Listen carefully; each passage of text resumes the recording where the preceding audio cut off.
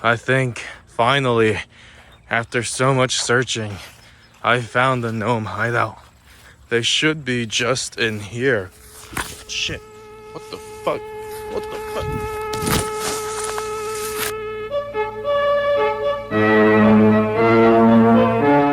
Gnomes. That's the whole sentence.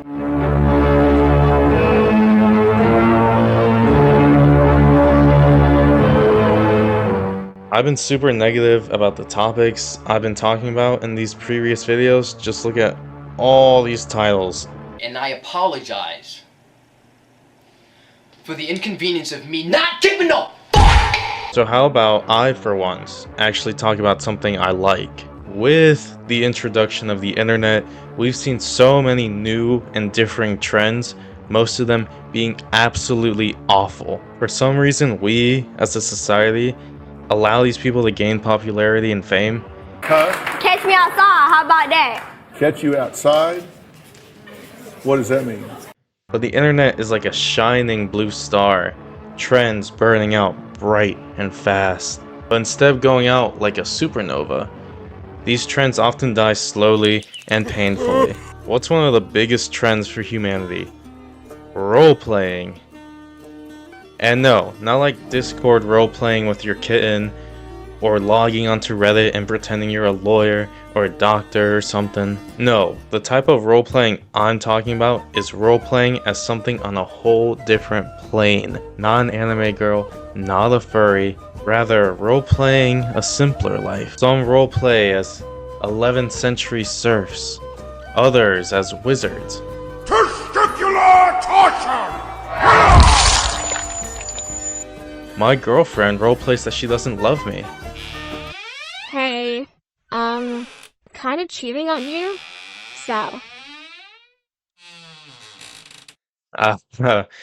Isn't she the best? Isn't she the best? These trends have been rising as of late, gaining even more popularity. Who would have thought that the future of working for 60 years only to own nothing would cause the younger generation to wish for simpler times? Like, Sheila, I've seen your son's birthday pictures 5 times this week, I don't care. For a time, there was peace among the role-playing nations. The fairies flew across their forests and posted their TikToks, the knights crusaded, and the gym bros, well, they're trying their best to hide their cuck fetishes. Don't worry, I'm gonna make a video about these guys soon. It was 2 years ago when the first conflict occurred. Fairy talk was under a great threat. The fairy hunters attacked, and the bloodshed was sickening. Historians, like myself, are unable to confirm why the fairy hunters massacred them, other than these funny gems. I know next time I want to make a new necklace, I'll just find my nearest fairy and... But eventually, nature finds a way, and it seems the fairy hunters just stopped caring, and the fairy population recovered. Peace was short-lived when a 3-pronged war erupted. Elves versus wizards versus dwarves. This was more of a race war, most of the fighting occurring with propaganda messaging. The battles were less bloody, but were still sources of PTSD. The war begrudgingly ended, and every race went their separate ways.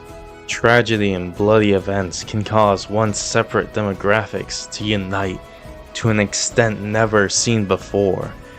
World War II saw many different powers unite in order to fight off the failed art student from Austria, and 9/11, a tragedy leaving thousands dead and causing a war that would leave even more dead in the following decade.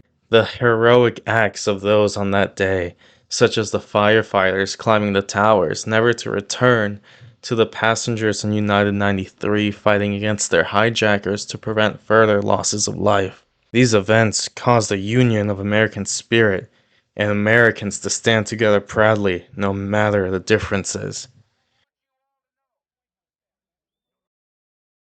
And here comes the gnomes.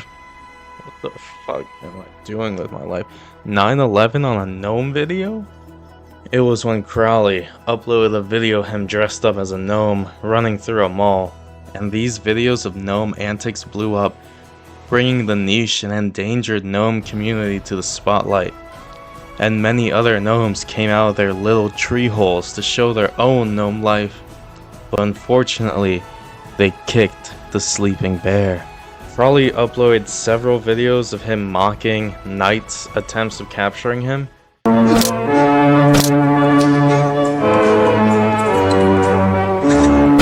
Tensions rose among the two kingdoms until Not only will I tell you, let me show you what these sinister gnomes did.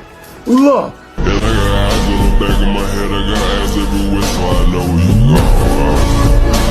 victory is written by the victors, blah blah blah. Well, actually the gnomes were the aggressors and warmongers, and war had been declared. The Great War has begun.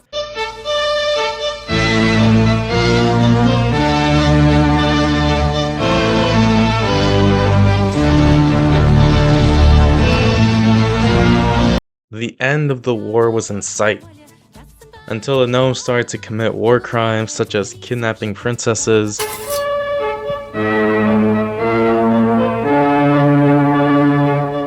the gnomes knew that if they were to survive the retaliation of the knights, they need some type of advantages, and the gnomes started to tame great beasts, such as ducks.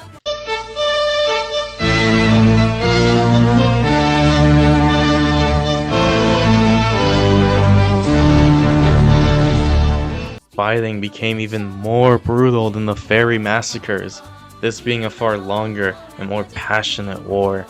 Traps were sprung, mercenaries were hired, villages were burned down.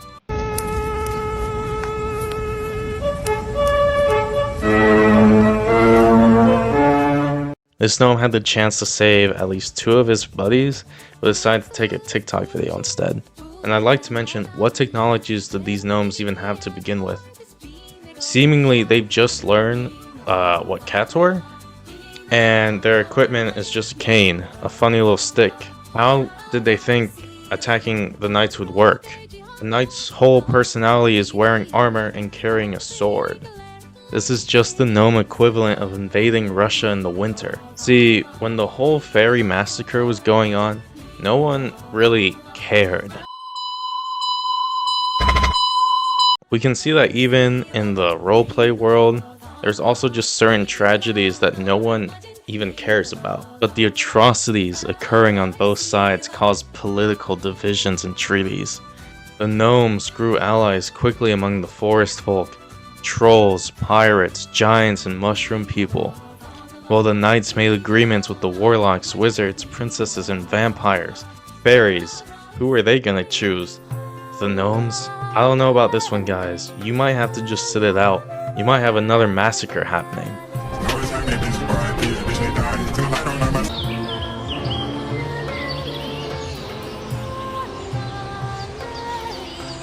And it's pretty clear now why this war is taking so long. Everyone is just incompetent. Following knights, you know they're trying to kill you. It's a war. That's like if I flew to Afghanistan wearing a full red, white, and blue stars and stripes, I love America, and started following a Taliban soldier. Like, what's the game plan? The gnomes can open portals. They just don't do that. It would probably be a good tactic, but the knights reached the enchanted forest, an important strategic point of the gnomes. Capture would weaken the gnomes' advantage, destroying it would break their soul. The great fire of the enchanted forest caused over 2,500 gnome casualties, as well as over 5,000 civilian treefolk deaths. Why am I covering this so seriously? True crime YouTuber talking about serial killers versus talking about gnome talk. Of course, war will always be war. And there are many who never wanted any bloodshed. Halflings born of gnomes and knight parents felt like outcasts, and many yearned for a peace long gone. Friends watch each other fall, neighbors ending up on each other's sword. casualties and war crimes aside, this is genuinely one of the best things I've ever seen come out of the internet. Watching so many people create their own universe out of this simple concept, many talented people putting together their own outfits and scenery and art, making this imaginary world come to life. And I feel like now we need this more than ever.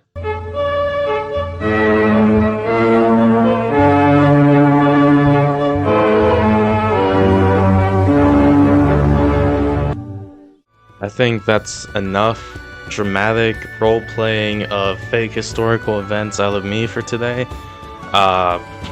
Comment down below what side you're on, war criminal or other war criminal.